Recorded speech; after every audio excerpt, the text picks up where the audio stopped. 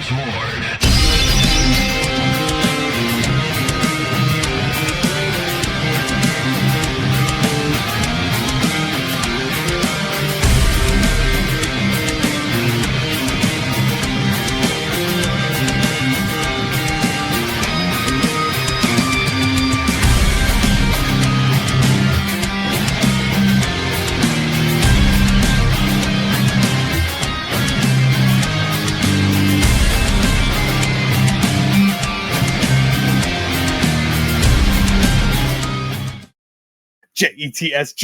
Jets. What is going on, Jet fans? And welcome back to another episode of the Jets Ward. I am your host, Ryan Ward, and I'm so excited to be back with you guys. Got a fun one for you. But first, if you have been here before, welcome back. You know I love having you guys here in the Jets Ward. It is a great place to be because you guys are here and you keep coming back for more, and I appreciate it. And if you are new here, welcome.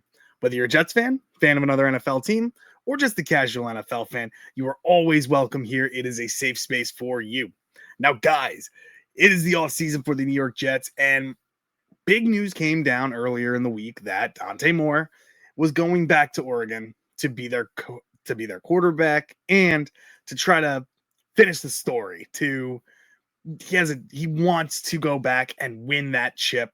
He's not happy with how he finished his last game there against Indiana, so he's going back for another year, and that left Jets fans worried, really, and some excited, some worried, some upset, because now it really cemented the Jets at the second pick. If Dante Moore came out, you could have drafted him if you were happy with him. You'd need veteran quarterback there to have him sit for a year or halfway through the year, or it gave you the option of a trade back.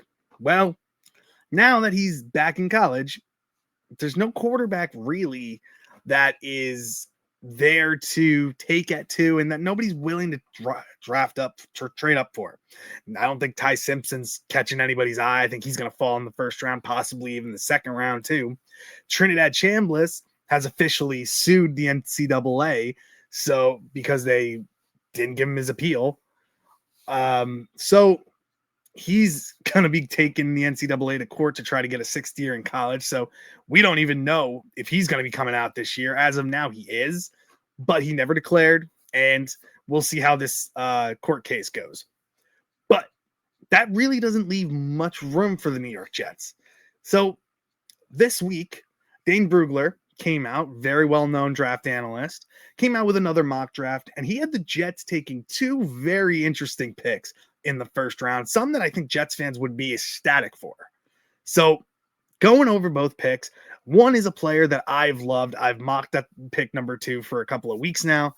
That's somebody I really, really like in this draft, somebody who I think is the best player in this draft, and that is Arvell Reese. Now, he is the Ohio State outside linebacker, off-ball linebacker. He's an edge rusher. He's been getting better rushing the passer, but he can do pretty much anything out there. Now, people are going to knock him because against Miami, he didn't really pop. And people are going to even say that his teammate Sonny Styles is better, who I really like as well, and would love to draft Arvell Reese and Sonny Styles. But Sonny Styles is probably going to go earlier to the Ravens or the Cowboys at some point, or even higher than that. But Arvell Reese, in my opinion, and in a lot of people's opinion, is the most versatile defensive player in this draft, and somebody you can put in many different formations. As an off-ball linebacker, he's great in the run-stopping ability. He's solid as a coverage linebacker as well.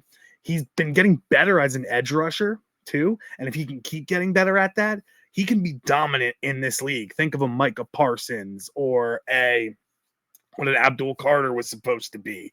But somebody like that, like a Khalil Mack when he was younger, that could be Arvell Reese. And as an off-ball linebacker, where I think he's better at, and just a blitzer, he could be dominant in this league. And somebody I see having a long, fantastic career in this league. So Brugler had us taking him at number 2.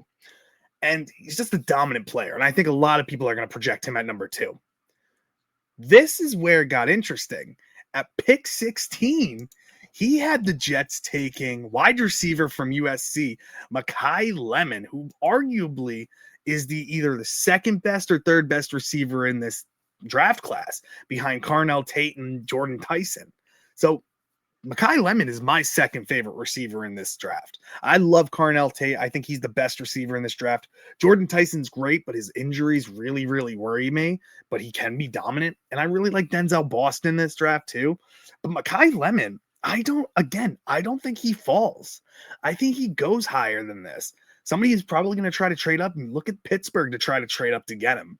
But Mekhi Lemon is arguably one of the best route runners and has most consistent hands in this draft class. He's 5'11", 195 pounds, prototypically a slot receiver. You don't really see him on the outside. Decent speed, not blow away speed, but like decent. And a lot of people look at him as being like a next Amon-Ra St. Brown, which I would love if that's the type of player you're getting out of Mekhi Lemon. But again, I think the Jets, I don't think they need a slot receiver. I think they need a bigger bodied X receiver or somebody to play on the outside, because I can see Garrett Wilson sliding in to the inside in the slot and being very good, like that Amon-Ra St. Brown type of player, and having A.D. Mitchell on the outside and maybe a Carnell Tate or Jordan Tyson on the outside. Mekhi Lemon, I would love and think he can make this offense dynamic, but I don't know if he really complements Garrett Wilson and Mason Taylor that much. Love the player, love the skill set, but I think he goes higher than the Jets pick at 16, and he's just not my favorite receiver in the draft. I really like him. I know people aren't going to agree with that, but these are the two players that Brugler had the Jets drafting in the first round.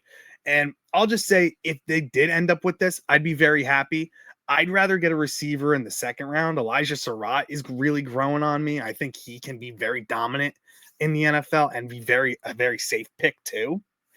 I'd rather go with like a edge rusher or a defensive tackle at this pick. Caden McDonald, I think, would be perfect at this spot, especially depending on who the next defensive coordinator is for the New York Jets.